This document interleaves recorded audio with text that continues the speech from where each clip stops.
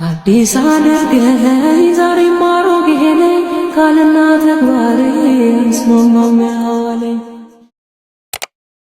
እስቲ ይሄንን ዝም በል ቀስ ብለን ወደ ኑሯችን ውስጥ እንግባ። እሺ ጠዋት ለመጸለይ ሁልጊዜ ፕሮግራም አውጥተናል። መልካም ቆንጆ። ግን በህሊና ውስጥ አንድ ሐሳብ አለ። ጸሎትህን ከ11 ሰዓት በኋላ አድርሰህ ልክ በ1 ሰዓት እና በ12 ተኩል አካባቢ ወደ ሥራ ለመውጣት ፕሮግራም ነበረ። ሰይጣን በዚህ ጎዳና ውስጥ ምን አደረገ? በጣም ኃይለኛ እንቅልፍና የልብ ድካም፣ የሰውነት መዛል አስቀመጠና የጸሎቱ ሰዓትና ጊዜ ያለፈ። በሕይወት ጎዳና ውስጥ የአሰራር ስልቱን እንዲህ በማለት ፈጸመ። ዝም ብለህ ተኛ። ነጋ። ሰዓት ስታይ በጣም ፈጥኗል። ወይ የቢሮው ወይም ደግሞ የምትሰራው ስራ ያንተን ብዙ ጊዜና ጉልበት የሚጠይቅ ነው። አይ በቃ ነገ ጸልያለሁ፣ ለዛሬው ሰዓት አልፏል፣ ሩጫችንን እንቀጥላለን። እሺ ዝም በል ብሏል አላለም? በቃ ዝም በል አለ። ለዛሬ ዝም በል አለ። ይሄንን ነገር እየለመድከው መጣ። ለሥራ የምትሰጠው ቅድሚያ ለጸሎት ከምትሰጠው ቅድሚያ የበለጠ እየጨመረ የመጣው ለትርፍ የምትሰጠው ጊዜና ለኑሮ የምትሰጠው ጊዜ ጭምር ነው። የጸሎት ባርኮትን እንደ ትልቅ ቁም ነገር የመርሳቱ ጉዳይም አብሮ ተያያዘ። አልፎም ተርፎ እንደውም ጸልየው የሚያመሰግኑ ልጆችም ሁሉ ሳይቀር ያበሳጩሃል። እናንተ ልጆች እናንተ በምትጸልዩበት ጊዜ ቤቱ ይረበሻል የሚሉም እናቶች አሉ። ለዚህ ጸሎታችሁን አቁሙ፣ ዝም በል። ዝም በል የሚለው የአኗኗርህና የልብ መሻት ስለ ምስጋና የምትሰጠውን ክብር ከሕይወት ውስጥ አስወግዶታል። በቃ እንግዲህ ወዲህ ከዓመት በኋላ ስለ ጸሎት ሲነገር ምናልባት ልትፍጨረጨር ትችላለህ። ከዛ ውጪ ለጸሎት የምትሰጠው ጊዜ የኑሮህን ግማሽ የሚያባክን አድርጎ እንድትቆጥር የክፉ መንፈስ ሴራ ልብ ውስጥ ነግሶ ይገኛል። በዚህ መካከል የሚወለዱ ልጆች አንተን ካዘናጋ መንፈስ ጋር ተያይዘው ይወለዳሉ። ወደ ቀኝ ስትላቸው ወደ ግራ ይሄዳሉ። ወደ ግራ ስትላቸው ወደ ቀኝ ይሄዳሉ። ወደ ፊት ስትላቸው ወደ ኋላ ይሄዳሉ። ወደ ኋላ ስትላቸው ደግሞ ወደ ፊት። ሁሉ ነገር ተቃራኒ ስለሚሆንብህ ራስን ይዘህ ከኑሮህ ጋር ትጮኻለህ። መሰረቱ ግን እንዲህ ነው። የንጋቷን ብርሃን ጊዜ ወይም የጨለማውን ጊዜ ዝም ብለህ ተኛ ከሚልህ ከክፉ መንፈስ መልእክት ጋር የተያያዘ ነው። ስለዚህ በስተፊት ቶሎ ቶሎ የሚሄዱት ዝም የሚሉ ባህሪዎችና ጠባዮች፣ ኑሮዎችና ጊዜዎች ናቸው ማለት ነው። ካንተ ኑሮ በፊት የሚሄደው ይሄ ነው። ካንተ ማዕረግ በፊት ዝም በል፣ የእግዚአብሔር ጉዳይ ተወው የሚል ነው። ሞኝ ነህ እንዴ ብሎም የሚገልጽብህ ጊዜ አለ። በትምህርትና በእውቀት ካለህ ሙያ አንጻር ደግሞ ከፍ ስትል በዛ ከፍታ ውስጥ እግዚአብሔርን መተው የእውቀትህ አንዱ ድርሻ እንደሆነ አድርጎ እንድትገነዘብ ያደርግሃል። ዝም በል ይልሃል። በቃ ዝም በል። የማን ጉዳይ ነው ዝም በል? የምህረቱን ጉዳይ፣ ታሪካዊ የሆነ የደህንነቱን ጉዳይ። እስከ ዛሬ ድረስ ዝም በል የተባልን ስለሆነ ሰይጣን በእያንዳንዱ ኑሯችን ውስጥ ጣልቃ ገብቶ ብዙ ነገር ሲያበላሽ አልገባንም።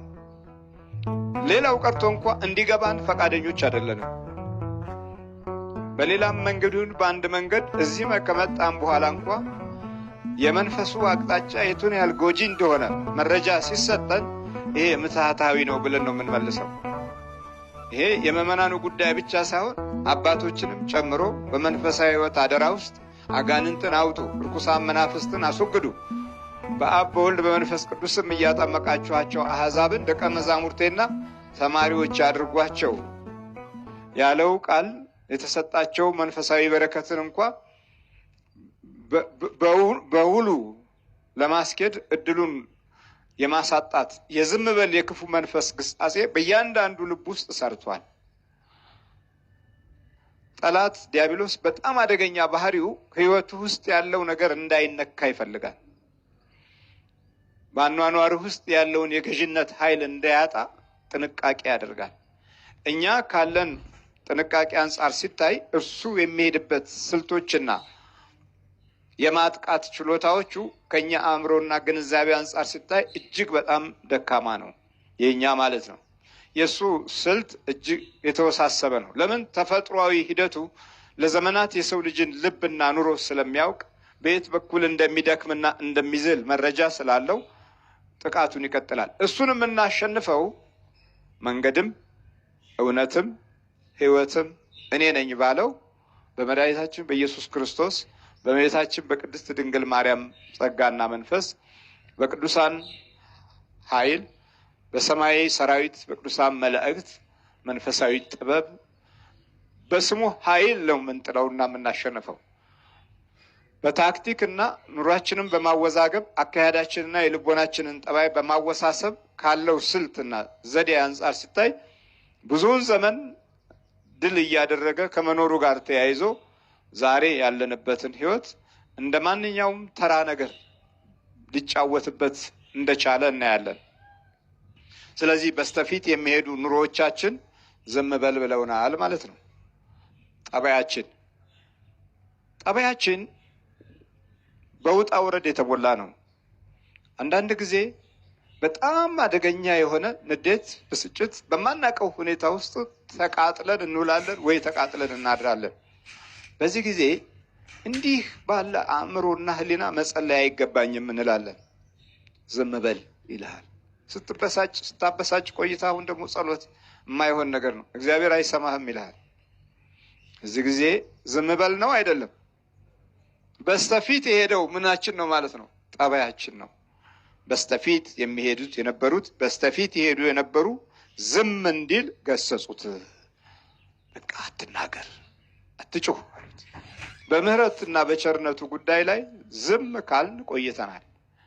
አንዳንድ ወቅት ላይም የቀድሞውን እግዚኦታ ለማድረስ ሲሞክር ምን ስለመጣ ነው ይባል ነበር። ምን ስለመጣ፣ ለምንድን ነው እንደሚጮኸው? ጸሎት እንደ አዋጅ የተከለከለበት ጊዜና ዘመንን እናስታውሳለን። አቤቱ ማረንን እንደ አዋጅ ዝም በሉ፣ ይሄ ነው ዝም በሉ። ዝም ስንል ደግሞ በዚህ ዝምታ ውስጥ አይነ ስውሩ መንገድ ላይ መቅረቱ ነው። መንገዱን አያይም፣ መንገዱ ያየዋል። ሲያደናቅፈው፣ ሲወድቅ፣ ሲነሳ እድሜውን እዛ ሊጨርስ ነው። የኢያሪኮ መንገድ እንዲህ አይነት ሰውን እያስተናገደች እንድትኖር እግዚአብሔር አምላክ አልፈለገም። መንገድም ስላለ በመንገድ ላይ ለወደቁት መጣ። ታዲያ ዝም በሉት ማለፍ አለበት። እንደዚህ ባለው ጊዜ ሕዝቡ ሁሉ ዝም በል ባሉት ጊዜ እርሱ ግን ይላል የዳዊት ልጅ ሆይ ማረኝ እያለ አብዝቶ ጮኸ ነው የሚለው። እግዚአብሔር ስሙ የተመሰገነ ይሁን። የሰው ቃል ያሸንፋል የእግዚአብሔር። በቃ ዝም በል የሚለውን ኃይል ሁሉ አንዳንድ ጊዜ ይሉኝታ ይዘናል። ብዙ ሰዎች ወደ ዘመዶቻቸው አካባቢ ሄድ ሲሉ ጸሎታቸውን አቁሞ ያድራሉ። ለምንድን ነው ሲባል ይሉኝታ። እጸልያለሁ ለምን ይላል። እነዛም ክርስቲያኖች፣ ይህም ክርስቲያን ግን ለምን ይሉኝታ ይዘውና በስመ አብ ብሎ ቤቱ ይበላ የነበረው ይሉኝታ ይዘውና ያዘው ብሎ ይበላል። በቃ እዚህ ጊዜ ዲያብሎስ የራሱን የሆነ ጠባዩን ይዞ ከቁራሽ እንጀራው ጋር ይገባል። መድኃኒታችን ኢየሱስ ክርስቶስ ከሐዋርያት ጋር እራት በቀረበ ጊዜ ከኔ ጋር ቁራሽ የሚበላው አለ አሳልፎ ይሰጠኛል። ወዲያው እጁን እንደዘረጋ ሰይጣን ገባበት ይላል። ወዲያው ገባበት። ስለዚህ በይሉኝታ ብዙ ነገሮች ይበላሹብናል። አሁን ብዙዎች ወደ እስጢፋኖስ እሄዳለሁ ሲሉ አይ ይሉና ወደ እንጦጦ እሄዳለሁ ይላሉ። ግን ወደዚህ ነው የሚመጡት አይደል? ይሉኝታ ነው። ሌሎች በመቃወምና በክፉ መንፈስ ድንጋጤ ባህሪ ውስጥ ስለሚኖሩ አሁን ሟርተኛው በጣም ይደነግጣል። የመተተኛው በጣም ይደነግጣል። 5፣ 6፣ 7 ሰዎችን ለማጥፋት በክፉ መንፈስ የሄደ ሰው ቃሉም ቋንቋውም አይመቸውም። አልፈው ተርፎም የገዛ ዘመዶቻችን ከክፉ መንፈስ መሰሪነት ጋር በተያያዘ ሚስጥሩ እንዳይወጣ ጥንቃቄ ያደርጋሉ። ወደዛ እንዴ እዛ እኮ እንዴ ልክ አይደለም ይላሉ። ታብዳላችሁ ይሏችኋል። መጀመሪያ ለእብደቱ ምክንያት ግን የሆኑት እነሱ ናቸው። ስለዚህ ዝም በሉ የሚሉንን አብዝቶ በመጮህ የዳዊት ልጅ ሆይ ማረኝ ያለ ምህረትን በመናፈቀ ሕሊናው ጮኸ። ከዛ በኋላ ወደዚህ አምጡት አለ። ቆመ። እግዚአብሔር ቆመ። ቀጥ ብሎ ቆመ። ከሚያልፍ ሕዝብ ጋር የሚያልፍ ጌታ አይደለም ያለው፣ ቆሞ የሚያይ ነው። አብዝቶ የመጀመሪያውን ጩኸት ዝም አለ። ሕዝቡ ዝም በል ሲሉት ያ አብዝቶ ጮኸ። አብዝቶ ሲጮህ ሰማው። አብዝቶ መጮህ ያስፈልገናል። ጩኸታችን አንዳንድ ወቅት ላይ ጀመር እናደርገውና እንሰለቻለን። አሁንስ ሰለቸኝ እንላለን። በተለይ በውጭው ዓለም በስልክ የምሰማቸው ድምጾች መኖር ሰለቸኝ የሚሉ ናቸው። ብዙዎቹ መኖር ሰለቸን ይላሉ። ታዲያ ምን ይሻላል? ምን እንደምሆን ግራ ገብቶኛል። መኖር ሰለቸኝ ይላል። የሚያደምጣቸው ሰው የለም። ለዓለም እንዳይደመጡ በዚህ ዘመን ውስጥ ክፉ ጠላት ከሰራቸውና ከፈጸማቸው ሥራዎች ዋነኛው ክፍል መደመጥን ማሳጣት ነው፣ በመንፈሳዊም በስጋዊ። የኛ አምላክ ግን ሊያደምጠው ቆመ። ቀጥ ብሎ ቆመ።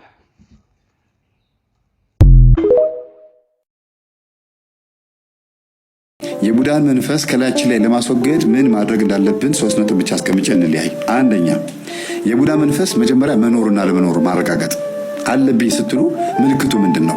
ያንን ትምህርቱን በደንብ ማዳመጥ፣ ቡዳ ምንድን ነው የሚለው ቼክ አድርጎ በትምህርታችን ውስጥ ማየት፣ ገብቶ በደንብ መመርመር።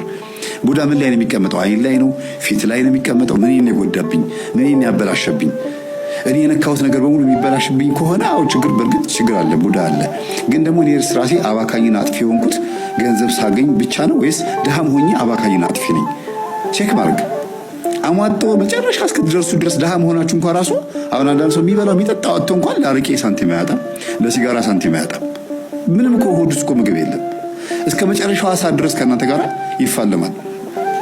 ምንም እንዳይኖራችሁ አድርጎ ቂምና ሳንቲም ኪስ ውስጥ አያድርም ይላሉ አሉ ሰካራሞች። እና በዚህ ልክ እስከ መጨረሻ ድረስ ድሃ ጨርቃም አድርጎ የለበሰውን ልብስ እስከ መሸጥ፣ ነጠላ ጫማውን ሸጦ በባዶ እግሩ እስከ መሄድ የሚያደርስ ሱስ ያለበት ሰው ከባድ የቡዳ መንፈስ ያለበት ሰው ነው። ሴትም ከሆነች ልክ እንደዚሁ ሁሉ ነገሯን ምጥጥ አድርጋ ሁሉም ይከፋባታል። ጎረቤትም በራሷ ላይ ክፉ ትሆናለች። በራስ ላይ ክፉ መሆን ማለት ራስን አለመጠበቅ፣ ለራስ አለማዘን፣ ለነፍስ አለመጨነቅ፣ ለዘላለማዊ ሕይወት አለመጨነቅ ማለት ነው። ዝም ብሎ ተስፋ የቆረጠ ራስን ስለማጥፋት ብቻ ማሰብ ማለት ነው። ይሄ በራስ መጨከን ይባላል። የዘላለም ሕይወት እንዳላስበው ቢከፋም ቢለማ ምን ሳይሻል አይቀርም የሚባል ነገር አለ። ምንድን ነው? ለክፉም ለደጉ ምን ሳይሻል አይቀርም ሲጻፉት እናንተ። ስለዚህ መንግስተ ሰማያትም ገነትም ቢኖርም ባይኖርም ሲኦልም ቢኖርም ባይኖርም ግን ደግ ሆኖ መኖር፣ ጾሞ ጸልዮ ሰግዶ ለአይምሮና ለህሊና ታማኝ ሆኖ መኖር ይሻላል። ቢኖርም ባይኖርም ሳችሁ እንደው የለም ብላችሁ የምታስቡ ከሆነ ኤቲስትነት ካለባችሁ ማለት ነው። መልካም ሰው ሆኖ ማለፍ ጥሩ ነው። ስምን ከመቃብር በላይ ስለሆነ ማለት ነው። ተዝረክርኮ መሞት መረሳት ነው። መሞት በአጠቃላይ መረሳት ቢሆንም ግን ስም ከመቃብር በላይ ነው። አንዳንዴ እሱ እንኳንም ሞተ የሚባል መሆን የለበትም። ኧረ ይሄን አድርጎ እኮ አረፈ እንደው ትልቅ ነገር ሰርቶ አለፈ ይባላል። የዛሬ 20 ዓመት የተተከለ ችግኝ ነው ዛሬ ዛፍ ሆኖ ለእኛ መጠለያ ሆነው። እኛ ደግሞ ችግኝ ተክለን ደግሞ ለሚቀጥሉት ትውልድ ዛፍ እንዲያገኙ ማድረግ አለብን እና ስለ ቡዳ መንፈስ ማወቅ ነው መጀመሪያው። ሁለተኛ ደግሞ በዙሪያችን ያሉ ሰዎችን ማየት። የእኔ ጠላት ማን ነው? ሰላቢ መንፈስ። ሰላቢም ቡዳ ስለሆነ ነው። ሰላቢ መንፈስ፣ ምቀኛ የሆነ ሰው በእኔ ዙሪያ ማን አለ? የሚነካካብኝ ሰው፣ በእኔ ነገር የሚቀና ሰው የሆነ ነገር ስትይዙ ማለት ነው። አይ ይሄን ነገር እንደዚህ ብታደርገው ጥሩ ነበር። ሁልጊዜ ባላችሁ ነገር ላይ ኔጌቲቭ የሆነ አስተያየት ነው የሚሰጠው።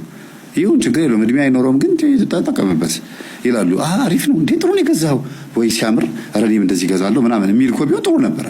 አንዳንዴ ጥሩ ቅናት ነው እኔም እገዛለሁ ማለት። ግን ያደረጋችሁት ነገር በሙሉ አይጥመውም። ሁሌ ባደረጋችሁት ነገር ላይ ኦፖዝ የሆነ አስተያየት ነው የሚሰጠው። ይሄ ምቀኝነት ነው።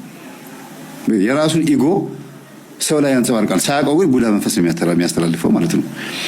ሶስተኛ ደግሞ እንዲህ አይነት ሰው መኖሮቹን ቼክ አድርጉ ነው ይሄ። ሶስተኛ ላይ ግን ተሰብስቦና ተጠንቅቆ መኖር፣ ቡዳ መንፈስ መኖሩን ማወቅ ትችላላችሁ። እቤት ስትቀመጡ ቤት ድረስ አንኳኩቶ ይመጣሉ የቡዳ መንፈስ ያለባችሁ። የት ጠፍተሽ ነው?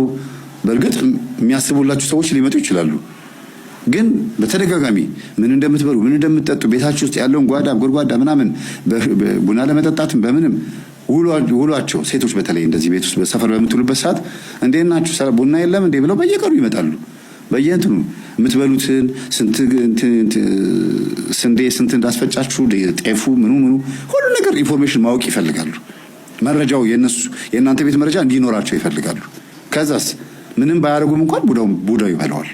ከዛ በኋላ የተመናመነ ከዛስ እናንተ አበድሩኝ እንድትሏቸው ይፈልጋሉ። ከነሱ ቤት እናንተም እህል እንድትበደሩና ያለው የማለት ነገር እና የቡዳ መንፈስ ሳያስቡትም አስበውትም በዙሪያቸው ያሉ ሰዎች ላይ ቼክ ማድረግ ያስፈልጋል። ሌላው እንደ 1 2 ብዬ 3 ብዬ ማልሰጠው ቁጥር ማልሰጠው የቡዳ መንፈስ መኖሩን በጸበል በጾም በጸሎት በስግደት በደንብ አድርጋችሁ ወጥራችሁ ይዛችሁት ማስለፍለፍና ማነህ ከየት ነው የመጣኸው መቼ ነው የበላኸኝ ወይም ደግሞ ከእናት ማህፀን ነው ወይ ብሎ ጠይቆ ማወቅ ይቻላል። ይሄ ከቁጥር ውስጥ የማይገባ ዋና ጉዳይ ነው። አሁን ሰይጣን እብድ ውሻ ላይ ሲያድር ውሻውን እብድ ያስብለዋል ማለት ነው። ምን አይነት መንፈስ ነው ውሻው ላይ ያደረው? የተናደደ የተቆጣ መንፈስ ነው ማለት ነው። የተናደደ የተቆጣ መንፈስ እብድ ውሻ በሚል ስም በሕክምናውም በሳይንሱም በምኑም የሆነ ስም ሰጥተውት ቢኖሩም ወይም አንድና አንድ የሚገርማችሁ ሕክምናው በቃ መጠንቀቅና መጠንቀቅ ብቻ ነው የሚሉት። ከተነከሳችሁ በኋላ ደግሞ በሙቅ ውሃ ምናምን እንዲያርጎ በሙቅ ውሃ አድርጎ በጨው አድርጎ ማጠብ ነው። ሌላ ምንም መፍትሄ የለውም። መድኃኒት አልተገኘለትም ነው የሚሉት። ማገገሚያ እንጂ መፈወሻ የለውም። ታዲያ ይሄ ማን ነው? አያችሁ። ስለዚህ የዛር መንፈስ ሲቆጣ ውሾች ላይ፣ እንስሶች ላይ፣ ድመት ላይ፣ አይጥ ላይ ወይም ደግሞ ቀበሮች ላይ ያድርና መጥቶ ይለክፋል። የቤት እንስሳቶችን አህያ፣ በግ፣ ፍየል እነዚህ ላይ ይነክሳቸውና በሽታው ይተላለፋል ወደ እንስሳት። እንስሳቶቹን ስንነካቸው ታመመ ብለው እንዲያውም አንዳንድ ጊዜ ምን ያሉ ዶክተሮች ሲናገሩ ነው የምጠይቀው፣ ውሻው እንቅልፍ ሲለው ወይም ደግሞ ቅዝዝ ብሎ አንገቱን ሲደፋ የሆነ ነገር አንቆት ነው አጥንት ተወትፎበት ነው ብለው አንዳንድ ሰዎች አፉን ከፍተው እንደዚህ ብለው በአፍ ውስጥ ለማየት ይሞክራሉ። ይተነፍስባቸዋል፣ ለሀጩን ይነኩታል። እጃቸው ላይ ፈለግ ካለ ቁስል ምናምን ካለ የውሻው ለሀጭ እዛ ጋር ሲነካው ይተላለፋል ይባላል። በሕክምናው ነው እንግዲህ። ግን ዞሮ ሰይጣን የሚፈልገው ምንድነው? ሰዎች እንዲለከፉ አይደለ? በለሃጭ አስመስሎ በውሃ ጽብራቂ አስመስሎ ውር እንደሚያደርግ ሁሉ መኪና በመገልበጥ አስመስሎ እግር እንደሚሰብር ሁሉ በውሻ በእብድ ውሻ ንክሻ አስመስሎ ደግሞ ሰው ይለክፋል ማለት ነው። የተቆጣ የተናደደ በተለይ ራሄሎ ቁጡ መንፈስ ነው፣ የደም መንፈስ ነች። ጫንገር የቁጡ የደም መንፈስ ነች። እነዚህ መናፍስቶች ይመለኩ ከነበረ በሬ ታረድላቸው ከነበረ ደም የፈለገ ውሻ ማነው? ደም የፈለገ መንፈስ በውሻ ላይ አድሮ ሰው ይነክሳል። ሰው ላይ ማን ነው? እንስሳት ላይና ግዑዝ ነገር ላይ ካላደረ ሰው ሊጎዳ ስለማይችል መንፈስ ስለሆነ የሚያድረው ኃይል ለማግኘትም ሆነ አካል ለማግኘት ወይ እንስሳ ላይ ወይ ሰው ላይ ነው የሚያድረው። ለመግደልም ሽጉጡ ላይ ሳይሆን እጅ ላይ ነው የሚያድረው። እጁ ይተኩሳል። ዋጋ ከፍሎ ጥይት ገዝቶም ብሎ ሰው ይገላል፣ ይበቀላል። ከዛ በኋላ ደም ይፈሳል። ግብሩን አገኘ ማለት ነው። ጥይቱና ሽጉጡ ምክንያት ነው የሚሆነው ጥይቱና ሽጉጡ። ያ ሰው ግን ደሙ ፈሶ ለመንፈሱ ግብር ሆኗል ማለት ነው። የእብድ ውሻም ንክሻ ልክ እንደዛ ነው። ሌላው ደግሞ ቤት ውስጥ በአዳም ልኮ የሚያመልኩ ከራማ የሚያመልኩ ምናምን እናቶች አንዳንድ ጊዜ እንግዲህ ለውሻው ባይወረውሩለትም ውሻው መጥቶ ሰርቆ ሊበላ ይችላል። ለመንፈሱ የተዘጋጀውን ጓዳ ገብታ ድመትም ስጋ ልታነሳ ትችላለች።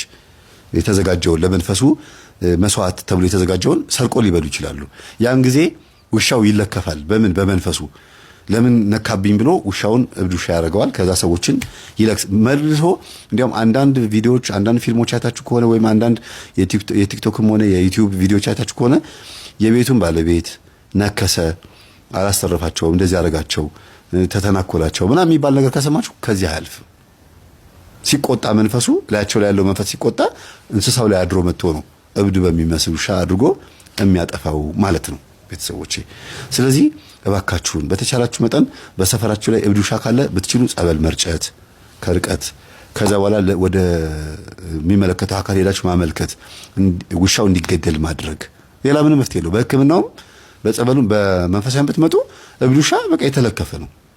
ግን እኔ እንደኔ እንዳስተምህሮቴ እኔ እንግዲህ መንፈሳዊ መምህር አይደለሁም። በተለይ ስለ መናፍስት አልማጋልጠው 99% የእብድ ውሻ መናፍስት ናቸው። ቫይረሱ ምንም እንኳን ቫይረስ መስሎ ቢታይም ቫይረሱን ግን ያመጣው ማን ነው? ቫይረስ ሆኖ የታየው ማን ነው?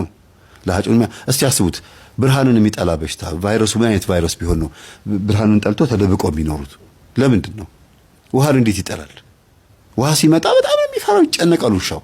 ያገኘውን ብረት ነገር ይነክሳል፣ ያገኘውን ነገር ይነክሳል። በቃ ምንም ነገር ያገኘውን በሙሉ መላከፍ ነው የሚወደው።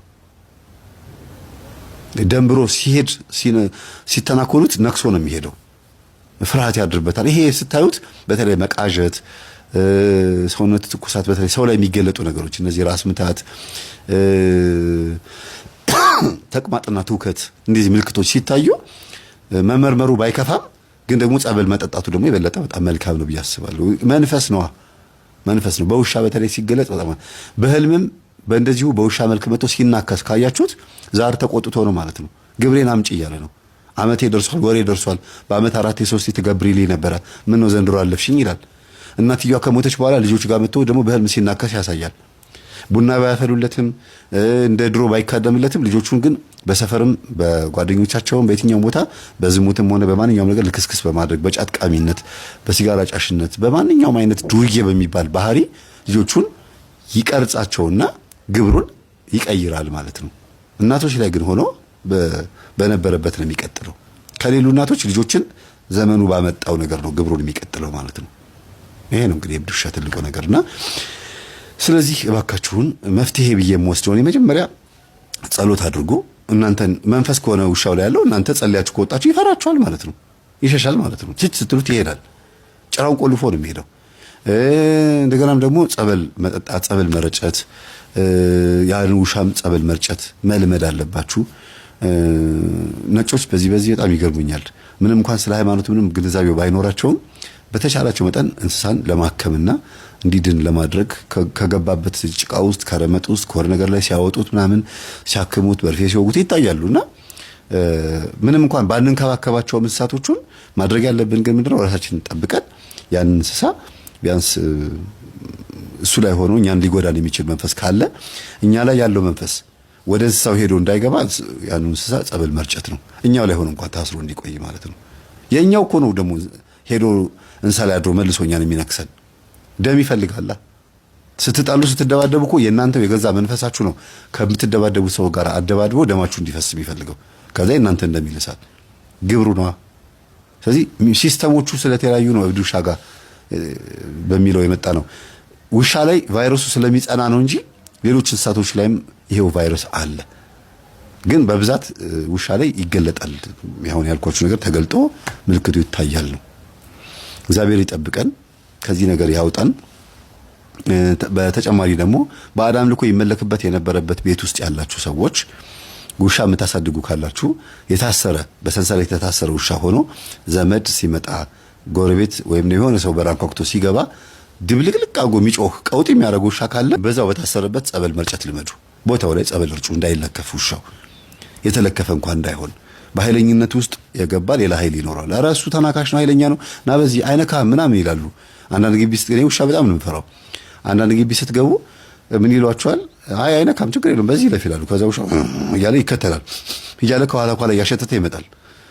እኔም እንግዲህ ታዝቤዋለሁ ስለምፈራው ማለት ነው። እና ግን ከኋላንም ፈሪ ስለሆነ ከፊት አይመጣም፣ ከኋላ ነው። ድንገት ሊነክሳችሁ ስለሚችል ምን እዛ ግቢ ምን እንዳለ ምን እንደለመደ ስለማታውቁ ምን እንደሚቀርብለት ስለማታውቁ ራሳችሁን ጠብቃችሁ መጓዝ ያስፈልጋል ብዬ ነው የማስበው። ሰላም ሁኑ። አመሰግናለሁ። እግዚአብሔር አክብርልኝ። በቀጣይ ደግሞ በ245ኛ ላይ እንገናኛለን። ሰላም ሁኑ።